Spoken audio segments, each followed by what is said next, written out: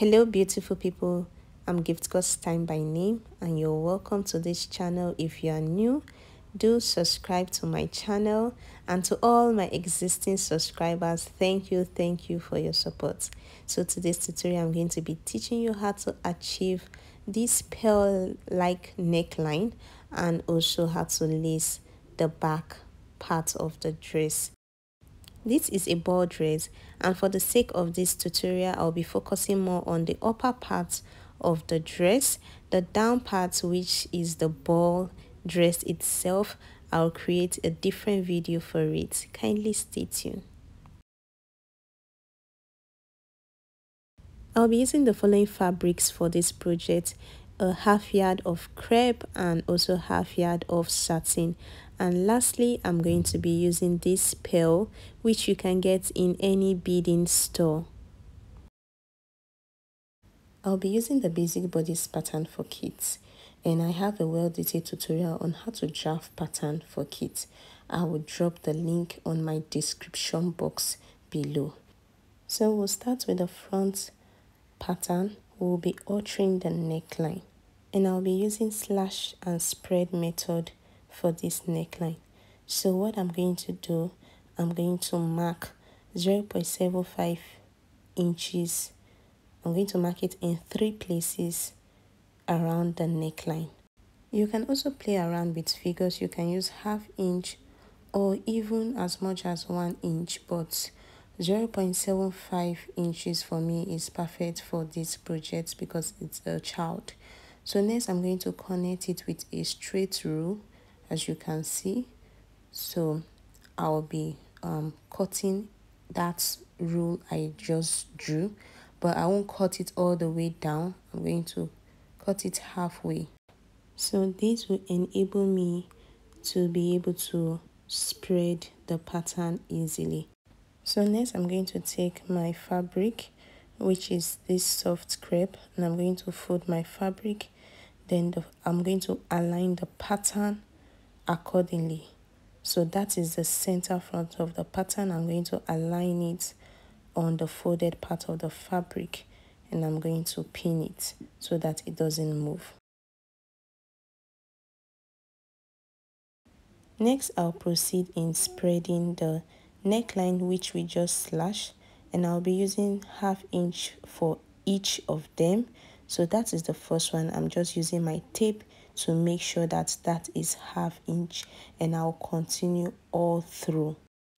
Always use your pin to pin the slash piece down so that it doesn't move. And also when you are spreading, don't use different figures. If you are using ½ inch or whatever be the case, it should be evenly distributed. It should be the same all through. So when I'm done aligning all the slash piece in the way I want it, I'm going to cut it out. And on this pattern paper, I added all my sewing allowance, both at the side, the neckline, and the down parts. So right now I'm going to cut it out according to the pattern because my sewing allowance are already included in it. Adding the allowance on the pattern is easier for me because you just cut it without adding it on the fabric because they are different curve. So it's much perfect for me adding it on the pattern. So right now I'm opening it up, and this is how the front looks like. As you can see, the neckline is really big and it will enable us to pleat it. So next I'm going to cut the same thing for the lining piece using my satin. So I'm done with that. Right now the first stage I'm going to do is to line up the neckline. So the front side of the fabric, the crepe fabric, and the right side of the satin will face each other, and I'm going to sew the neckline. So I've gone ahead to sew the neckline and also notch all the points all the way so that by the time I flip it over, it will be easy to flip because it's a curve. And also I'll proceed to iron it out to be so that it will be straightened. So this is it. So next I'll be marking the neckline. I've gone ahead to mark the neckline out, and I'll be using 0.75 each. So that is what I'm indicating there. Now I marked 8 lines because I want to add 4 beads. The child will be 4 years old, so I just want to make it 4 beads. So whatever beads you want, the number of beads, make sure that your markings on the neckline will be an even number. So as you can see from the pattern, I slashed it. You can see it's 4 pieces, so that's why I'm using 8. So now this is an invisible thread. I thought of using it, but I found out that it will poke the child's skin. So that's why I'm using the normal sewing thread for it. And it will not show on the beads or pearls that will attach it to. So this is how I'm going to put my threaded needle on. I'm going to tighten it at the back like this. So first I'm going to make a knot at the back of the main fabric. So I'm just sealing it, the knots. I don't want it to be on the lining. The lining will cover it up. So when I'm done with that, I'm going to insert the needle in towards the back part and then bring it back to the front part before inserting my pearls. So right now I'm bringing it to the front part because this is where the pearls will be. So I'll insert the needle to the front part. You can as well directly do all this drama at the back, but I don't want it to look rough, so that's why I'm doing all those stuff. So I'll be putting the first pearls on the needle, as you can see from the video, and then next what I will do, that's why these markings are important. The next 2 lines I'm going to pleat them together using my thread and needle. So as you can see, I'll fold it and then pass my needle into the 2 folded parts, that is the pleat. So that's what I'm doing now.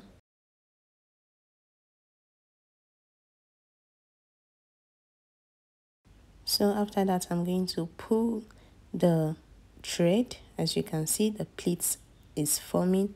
Next, we insert my second pearls. Then what I'll do next is those 2 lines, I'm also going to pleat them together and pass my needle into it the same way I did the initial stage. So that's what I will be doing. After that, I'm going to insert my 3rd pearls, and when you are doing this, always pull them together so that they are firm. The pleats ought to show. So next, I'm also going to put in my 3rd pearls, and I'll repeat the same procedure. Pleat the remaining 2 pieces together, 2 lines together, using my needle to go into it. And lastly, when I'm done with that, I'm going to put the last pearl on it.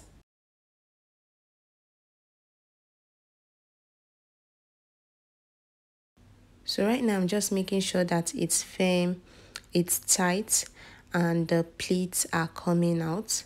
So now I'm going to put the last pearl on it, and then I will connect it to that last line. So that's why you need an even number for it. An odd number, you still have 1 line left. So this is how the pearl neckline looks like. So I'll be sealing the knot at the back, and as you can see, the neckline has reduced to that will fit a child's neckline. So I'm done with it.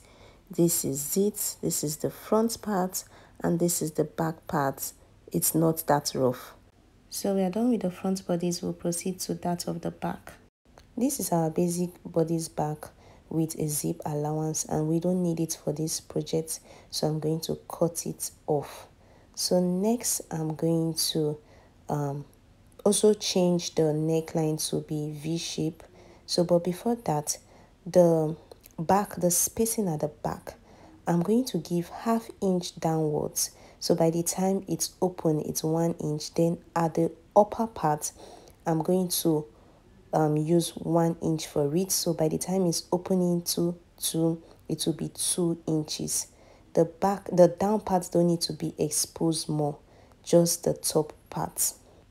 What I'm doing now is that I'm increasing the neckline. I added 3 more inches from the basic one to give me that V shape. So next I'm giving 1 inch inward, and I'll connect it all the way down. It will be like a V kind of event. So this will be that will be exposed at the back. So I'm going to cut this off and also connect my V neckline shape. I'll be connecting it to the first neckline, the basic neckline, because I don't want the basic neckline. I want a V neckline. So I'm connecting it, and I will cut off all these parts out. So this is what we'll be working with. This is the shape which we'll be working with. So as you can see, that is the V, and this will be my lacing part. So I've gone ahead to add 1/2 inch all through, because I'll be using my lining to neatly finish it. So I need a 1/2 inch for it so that it won't alter my work. So I've also cut out the lining parts as well. Before using the lining to turn my main fabric, I'm going to be showing you how to create the loop. So firstly, I'm going to mark the lines. I'm going to mark 1 inch above from the down part, because this part is where I'll be joining. So I just need that 1 inch. It's 1/2 inch I will be using to join, but I need that 1 inch. So I'll be giving that 1 inch space. So from that 1 inch, I'm going to be using 0.75 inch all through. You can use 1/2 inch, you can use 1 inch, depending on how much spacing you want your loop to be. So I'm done marking mine out. Next, I'm going to be using a long strip with a width of 1 inch. You can use longer than this. This is just a sample. So this is 1 inch in width, and I'm going to fold it into 2, and I will sew it. So the beginning part, I'm going to curve it. So I'll be showing you on my machine how it ought to be. So I'm taking the strip and I'll fold it like I earlier said, and then at the beginning part I'll curve it before sewing it close to the folded part which I made. So I have zoomed it to the maximum. So I'm going to, by the time I'm done sewing it, I'm going to show it to you how it look like, how I want it to be. So I'm done sewing. So this is the curve I'm talking about. This is how the beginning part should be. This should be how yours should be like. Next, I'm going to snip it off. I'm going to cut it off because it's an excess. You don't need it. Then if you find any excess along the way, also cut it out. So now we'll be turning this inside using our thread and needle. So I'm going to show you. That's why you need this curve. So firstly, I'm inserting my needle into it just to bring out one part of the satin fabric, and then I'm going to insert my needle into it and just make a knot on it, as you can see from the video. So when I know that it's firm, it's strong, I'm going to insert my needle inward. So because I didn't join them together, you see it's easy for me to insert my needle inward. So I'm going to insert my needle all the way and bring it out on the other part. So now I'm going to be pulling the thread. So this satin will be going inside will be going inside, making the work to look neat. It will be bringing out the right side outward. So you will pull gently and you'll be feeling it by the time it's moving inside. So you just go ahead to also straighten the other part and you will pull gently, as you can see what I'm doing on the video. So it's coming out already, so it's easy now. You just pull it all the way. So this is how to achieve a neat loop. So this is it. So next I'm going to be cutting off the threaded part, and now I'll be marking how wide I want my loop to be. I'll be using 2 inches each for all of them. So I'll be cutting out 2 inches equally. So I'll go ahead to do that. And the last piece is not up to 2 inches, is 1.5. Don't manage it, throw it off and make as many as possible. So I've gone ahead to make as much as possible that I'll be using for the loop. So proceed to create the loop. So these markings are very important. They aid in guiding you on how to fix each of the loop rightly. So firstly, I'm going to take one piece and I'm going to start at that first marking. I'm going to stitch it at that first point. So I'm going to stitch it firmly.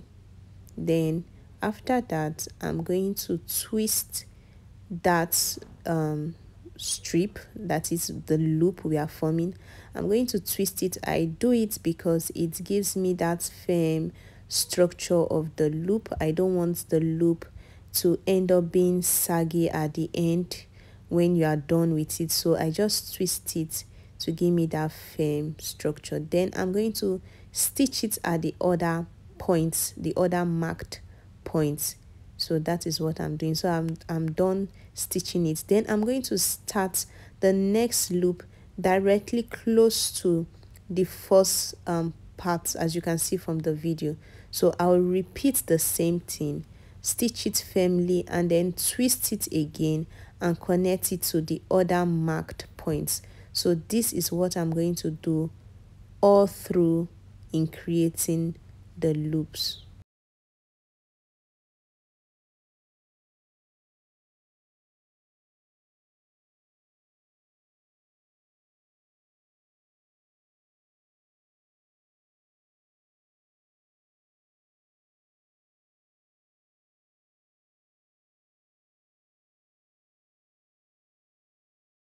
So right now I'll go ahead to do the same thing all through in each marked point. So I'm done with it and this is how it looks like. Yes, it looks rough. We're going to use the lining to cover it up. So this is my lining. I'm going to place right side facing right side and stitch down, as you can see me illustrating with my hands. So I'm done stitching it and turning it over. This is the outcome, the finished look, and I also ironed it. This is how neat it is. So you go ahead to do the same thing for the other parts. So this is our back. So the back is looped already, and next we are going to join, I'm going to join the front bodice to the back because I want to add ruffles at the shoulder line to form a sleeve kind of. So I'm going to face right side facing right side, that is the back and the front, and stitch it at the shoulder parts. After that, I'm going to add the ruffles with my 2 nets at the shoulder parts. When stitching, I'm going to take the main fabric of the front and that of the back and stitch together, and also do the same thing with the lining separately. So I've gone ahead to add the ruffles as I said earlier. So next I'm going to be teaching you how to get this lace, this strip. So you get a strip of 1.5 inches in width and depending on how long you want it to be. So the first thing you're going to do is to fold the top part, as you can see me doing.